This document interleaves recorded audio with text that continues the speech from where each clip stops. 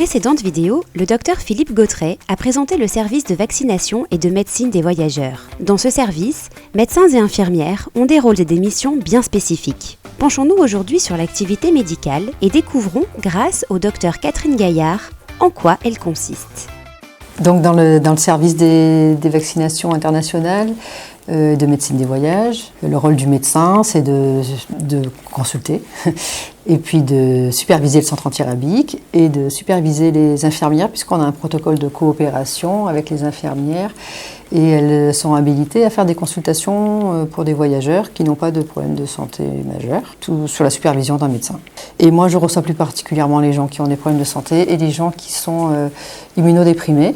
Donc, c'est-à-dire qui est immunodéprimé, les gens qui n'ont pas de rate, les gens qui sont porteurs du VIH, les gens qui sont greffés, les gens qui ont des maladies auto-immunes et des traitements immunosuppresseurs, et ça, il y en a beaucoup. Donc, on les reçoit, qu'ils voyagent ou qu'ils ne voyagent pas. S'ils voyagent, c'est au cours de la consultation du voyageur qu'à ce moment-là, on fait le bilan sur...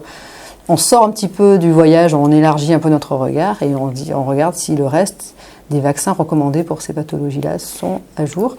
Et puis, s'ils ne voyagent pas, ils viennent que pour un bilan vaccinal adressé par leurs médecins spécialistes, les dermatos, les rhumatos, les gastro, etc. Et comment se déroule une consultation de médecine des voyages ? Alors, une consultation, quand on a des personnes qui voyagent, donc c'est une consultation avec un conseil très individualisé, personnalisé. Et les gens ont besoin de ça, parce qu'actuellement, on a tout sur Internet. Donc, seulement, il y a trop de choses et on ne sait pas ce qui est adapté à notre voyage, à notre personne, avec nos problèmes de santé, etc. Donc, nous, on prend le voyage et on regarde exactement où les gens vont, ce qu'ils font, où ils dorment. Voilà. Est-ce qu'il y a un voyagiste? Est-ce que c'est un routard? Est-ce qu'il fait le tour du monde? Il part 6 mois, 1 mois, 15 jours, 8 jours au Club Med? Enfin, tout est différent. Et puis, est-ce qu'il y a des problèmes de santé? S'il y a des problèmes de santé, est-ce que c'est bien équilibré? Est-ce que ça va? Est-ce qu'il y a un risque, pas un risque? Qu'est-ce qu'on lui propose? Dans la médecine des voyages, on est beaucoup dans l'anticipation. Donc si par exemple, quelqu'un a une maladie chronique, de l'asthme par exemple, nous on va lui dire, bon, si jamais il y a quelque chose, une crise sévère qui se passe à l'autre bout du monde, dans un pays où il n'y a pas forcément le SAMU à tous les coins de rue, il va falloir un peu être autonome. Donc il faut anticiper, réfléchir, emmener les médicaments en cas de crise sévère, etc. Voilà. Et ça, c'est valable pour toutes les pathologies. Donc c'est notre rôle à nous d'attirer le regard du patient là-dessus, quitte à lui dire de reconsulter son médecin spécialiste avant de partir. Tout cela est très précis, et pourtant ce n'est pas très connu, la médecine des voyages. D'où vient cette spécialité ? Alors, ça se développe quand même. Ça se développe. Au départ, c'était un petit peu... Il y avait un médecin qui s'appelait le professeur Armango qui a lancé ça un peu en France. Et puis, ça s'est vraiment développé. Maintenant, il y en a un petit peu dans toutes les villes de France, des services comme ça de consultation du voyageur. Ne serait-ce que parce que la fièvre jaune se fait forcément dans un centre de vaccination international. La fièvre jaune, c'est l'Amérique du Sud et l'Afrique.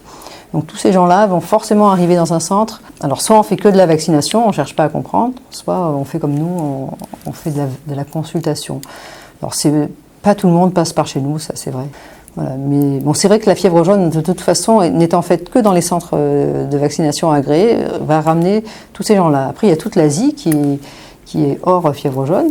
Et puis l'Afrique du Sud, l'Afrique du Nord, enfin, il y a quand même des zones qui sont hors fièvre jaune, où il y a aussi besoin d'un conseil. Puis après, bon, nous, on a une offre importante, puisqu'on est 3 à consulter tous les jours. C'est le rush avant les vacances de Noël, avant les vacances d'été. Alors les mois de juin, juillet, c'est une grosse période. Et puis on a aussi, donc il y a déjà pas mal d'années, on a mis en place la consultation pour les pèlerins de la Mecque. L'Arabie Saoudite a dit obligation de la vaccination contre la méningite à méningocoque. Du coup, ça fait aussi une consultation un petit peu particulière, qui est la consultation des pèlerins qui vont à la Mecque, avec des prescriptions, un regard un peu adapté justement à ce voyage. Et vous arrive-t-il d'interdire le voyage ? La contre-indication des voyages, ça c'est un grand problème. On évite au maximum de contre-indiquer les voyages, parce que c'est pas notre logique. Mais parfois oui. Enfin, on n'a aucun pouvoir sur les gens. Et on va leur déconseiller. Voilà. C'est rare, mais ça arrive. On essaie d'attirer l'attention sur les dangers. Des fois, on a des gens qui viennent, c'est souvent des grossesses imprévues, et des couples viennent et disent, bon, qu'est-ce qu'on fait ? Ils ont besoin qu'on leur dise que ça vienne de l'extérieur. Oui, allez-y, non, n'y allez pas. Ça m'arrive souvent. On me dit dans l'oreillette que vous, docteur Catherine Gaillard, vous avez des consultations spécifiques pour les personnes immunodéprimées. En quoi consiste-t-elle ? Cette consultation du patient immunodéprimé, elle s'est mise en place un petit peu, pas fortuitement, mais on a reçu des voyageurs qui étaient aussi des personnes qui avaient un traitement immunosuppresseur ou qui avaient une greffe ou qui avaient... Voilà. Et du coup, ils venaient pour un voyage. Les recommandations de vaccination pour les patients immunodéprimés sont sorties en 2012, les premières. Et donc à partir de ce moment-là, voilà, je me suis intéressée à ça en me disant, bon, ils sont là devant moi, on parle des vaccins, on parle rarement de vaccins, les médecins parlent rarement de vaccins avec leurs patients. Et donc du coup, c'est une occasion de soin, il ne faut pas perdre cette occasion pour mettre à jour tout le reste et suivre les recommandations. Donc elles ont été actualisées en 2014. Depuis, ça n'a pas trop été actualisé, mais on nous a promis une réactualisation en 2023. Donc on attend ça avec impatience. Voilà. Et donc au départ c'était uniquement des voyageurs. Et en élargissant le regard, on s'est dit bon, on va prendre en compte toute la personne et faire tout ce qu'il faut faire au-delà du voyage. Et puis ensuite, j'ai contacté différents médecins de la PHM. Il y avait vraiment une demande. Ils nous ont envoyé des patients qui étaient suivis pour des maladies auto-immunes avec des traitements immunosuppresseurs ou des greffés. Où là, on est en train de mettre un espèce de coopération avec la réanimation de l'hôpital Nord pour les patients qui ont un accident à qui on enlève la rate. Et là, il y a besoin de faire beaucoup de vaccins après. Voilà, donc tout ça s'est mis en place et là, on est hors voyage. Donc ça, c'est un peu la spécificité de cette consultation qu'on va être amené à développer. Et vous êtes également en charge de la veille sanitaire internationale. De quoi s'agit-il ? Donc la veille sanitaire internationale, c'est surveiller un petit peu ce qui se passe au niveau des épidémies dans le monde.